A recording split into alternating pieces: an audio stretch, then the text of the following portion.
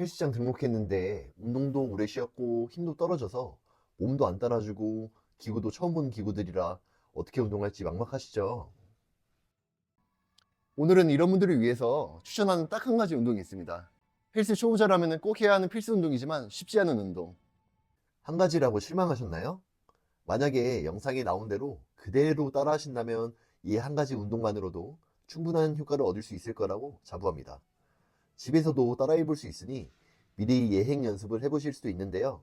실제로 이거를 한 회원님들은 자세만 잡아도 땀이 뻘뻘 나고 운동 효과가 엄청 뛰어나다고 말씀하셨어요. 그럼 이 운동 알려드릴게요. 안녕하세요, 여러분들. 오늘은 헬스 초보 그리고 헬린이 분들을 위해 운동을 시작할 때 제일 먼저 해야 되는 운동 한 가지에 대해 말씀드리겠습니다. 여러분 혹시 개구리 아시나요? 아마 이렇게 생긴 개구리 봐보셨을 거예요. 이름을 따서 개구리 운동입니다. 이 자세, 보기에는 쉬워 보이지만 정말 쉽지 않은 자세입니다. 저희도 이 자세를 따라해 볼 건데요. 이거를 세 가지 체크 포인트를 모두 통과한다면 당신은 운동을 진짜 잘하는 사람입니다. 먼저 발 방향은 바깥쪽으로 15도 정도 벌릴 거고요. 다리 간격은 골반 너비 혹은 더 넓게 벌려서 푸세식 화장실에서 볼일 보듯이 쭈그려 앉아줄 겁니다. 이 자세 기억나시죠? 앉을 때 불편감이 있다면 다리 넓이를 더 벌려가지고 편하게 앉을 수 있는 간격을 찾아주세요. 무릎은 발끝 방향을 따라서 향해 주실 건데요. 이 과정에서 무릎이 발보다 앞으로 나가도 상관없으니 편하게 진행해 주세요. 그리고 몸은 골반 사이로 쑥 내려갈 건데요. 여기서 중요한 점은 앉았을 때 골반이 접히는 이 부위가 힘이 들어가야 하며 엉덩이가 밑으로 꺼지지 않게 볼록하게 들어주는 힘을 유지해 줘야 합니다. 그리고 가슴을 들고 허리를 펴주세요. 이 상태로 3초만 버텨보겠습니다. 이 과정에서 절대 허리에 힘이 풀려서 골반이 말리면 안 됩니다. 3초를 그대로 버티셨다면 허리를 편 상태로 유지하고 그대로 위로 올라와 주시면 되겠습니다. 호흡법은 내려갈 때 숨을 참고 올라오고 나서 숨을 뱉어주시면 되겠습니다. 이렇게 해서 15개씩 4세트를 진행해 줍니다. 주의할 점은 이 과정에서 튕기거나 빠르게 진행하지 않고 이 속도를 유지해줘야 효과가 좋습니다. 자, 그럼 이제 거울에 비친 옆모습을 보면서 빠르게 체크를 해주시면 되겠습니다.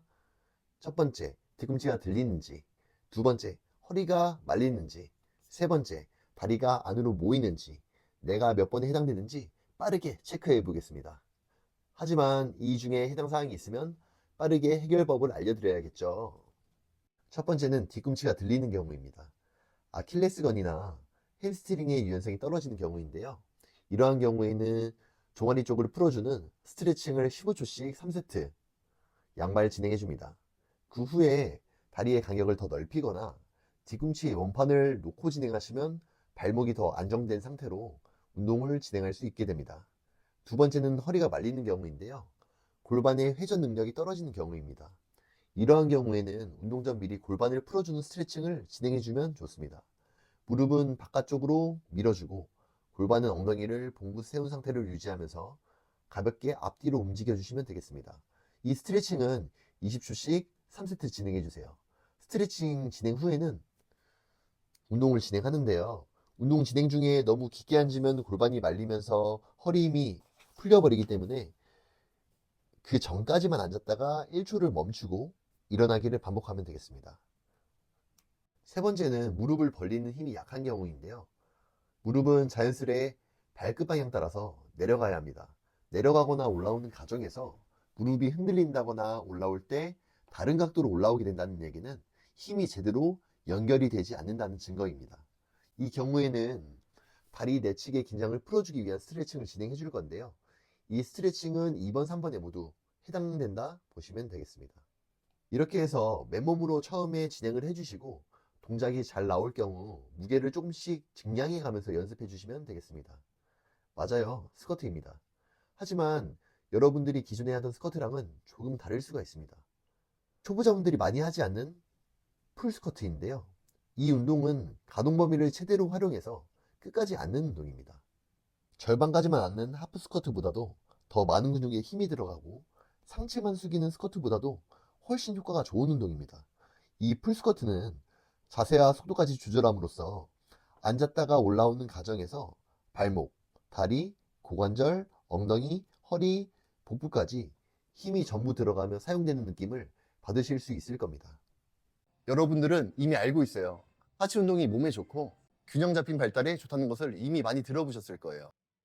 초보자분들은 실제로 하체 운동을 하면서 진짜 여러 근육을 사용했다라는 느낌을 받기가 굉장히 힘듭니다.